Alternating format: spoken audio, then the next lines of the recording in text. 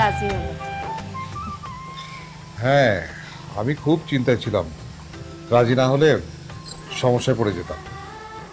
উনারে আবার বেশ লাগে, কেমন কল করে কথা বলে, মনে কোনো রাগ ঢাকলাই।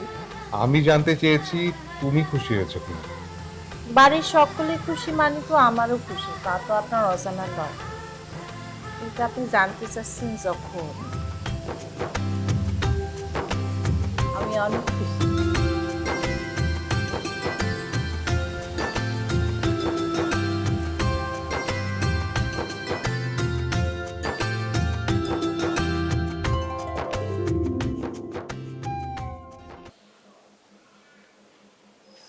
কি হলো, দেরি হচ্ছে তো? গাড়ি কখন এসে দাঁড়িয়ে আছে?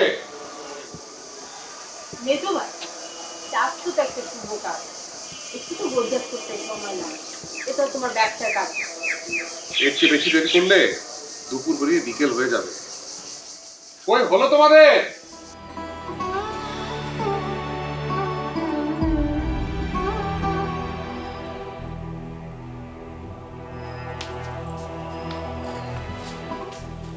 আগে গিনিমা,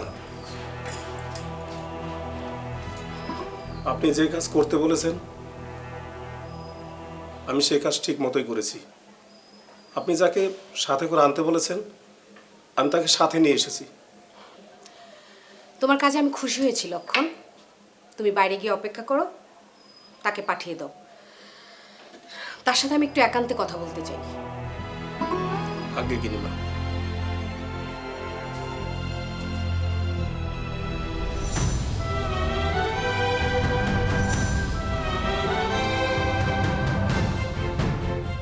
প্রবেশ করো।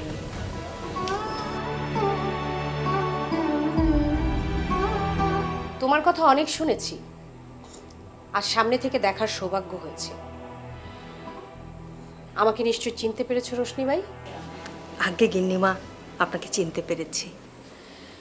কি করে যে আমি তোমার সমাদর করব আমি বুঝতে পারছি না। আসলে রায়বাড়ির সম্মান, অভিজাত্য, ইজ্জতের কথা ভাবলে তোমার এবাড়ির ত্রিসীমানায় পাড়া দেওয়ার যোগ্যতা নেই। কিন্তু তারপরও আমি তোমাকে ডেকে এনেছি। তোমার মতো নোংরা নর্দমার মেয়ে আমার সামনে দাঁড়িয়ে কথা বলবে সেই সুযোগটিও নেই। তাই আমি তোমাকে যেটা বলছি সেটা মন দিয়ে শোনো। আপনার উদারতার প্রতি আমি সম্মান জানিয়ে বলছি। আপনি যাকে নষ্ট মেয়ে মানুষ বলছেন সেই মানুষকে আপনার প্রয়োজন হয়েছে বলেই আপনি ডেকে পাঠিয়েছেন। আপনি যা বলার বলতে পারেন গিন্নিমা। আমি জানি আমার স্বামী তোমার কাছে যায়, রাত্রি যাপন করে। অবশ্য জমিদার বংশের ছেলেদের এমন দু একটা বাজে অভ্যাস থাকে, তবু আমি চাই আমার স্বামী তোমার ওখানে আর না যাক। আপনার স্বামী আমার কাছে যাক না যাক তাতে আমার কিছু আসে যায় না। আমি কি করে রোধ করব আপনার স্বামীকে? আপনি যাকে নোংরা মেয়ে মানুষ বলছেন আপনার স্বামীর বাজে অভ্যাস আছে বলেই সে আমার কাছে আসে। আপনি পারলে আপনার স্বামীকে সামলান।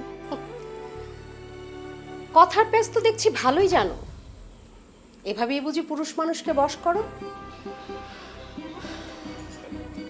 শোনো রোশনি ভাই, আমি তোমাকে বেশ কিছু মুদ্রা দিচ্ছি, সেগুলো নিয়ে তুমি এই তল্লাটে ছেড়ে চলে যাবে। আমার স্বামী যেন তোমাকে আর কখনো কোথাও খুঁজে না পায়। নারীর অমূল্য সম্পদ তার স্বামী। সেই স্বামীকেই আপনি আমার মতো নষ্ট মেয়ে মানুষের কাছ থেকে ভিক্ষা চাচ্ছেন। এতে রায়বাড়ির সম্মান ক্ষুণ্ণ হচ্ছে না?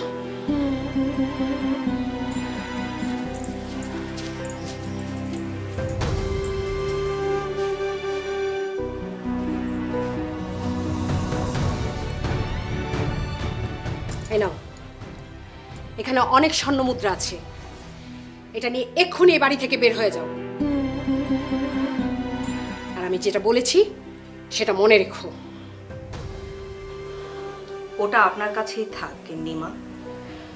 আপনি আমায় সম্মান দিতে না পারলেও আমি আপনার দুঃখ ঠিকই বুঝতে পেরেছি। আমি আপনার কথা রাখার চেষ্টা করব। লক্ষণ,